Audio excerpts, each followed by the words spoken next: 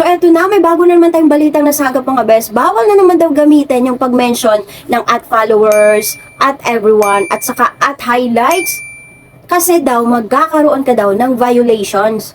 Simula daw ito ng October 6. Ayan, pinatupad na daw ni Meta na bawal na daw itong gamitin sa mga content creators.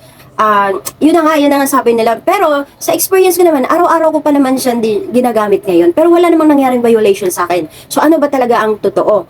So eto talaga. Di ba nga, makikita nyo, ayan, @followers, makikita nyo dyan, you can mention once a day. Ibig sabihin, isang beses mo lang siya gagawin sa isang araw. At ganun din yung @everyone.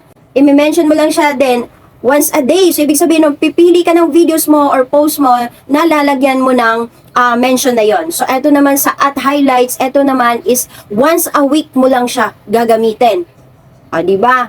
So, ibig sabihin nun, kaya naging bawal siya at kaya naging violation siya para sa iba dahil ginagawa nila ito ng sobra-sobra. Kumbaga, hindi nila sinunod yung rules ni Meta, kaya nagkakaroon ng violations. Dahil yung iba ba naman sa isang video, ginagawa na nila, tinatagtad na nila doon ng @followers. Kumbaga sa isang video, nilalagyan, minention na yung @followers 5 beses. Yun ang bawal talaga.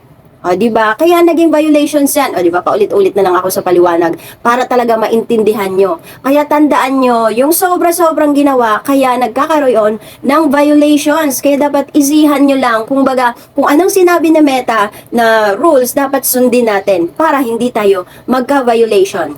So, ayan. Sana meron kayong natutunan dito sa videong ito. Kaya yung mga nagsabi dyan na bawal ito gamitin, ay ewan ko lang sa inyo kung saan nyo yun nakuha. Dahil wala namang sinabi si Meta doon sa kanyang policies na bawal na ito gamitin ngayon.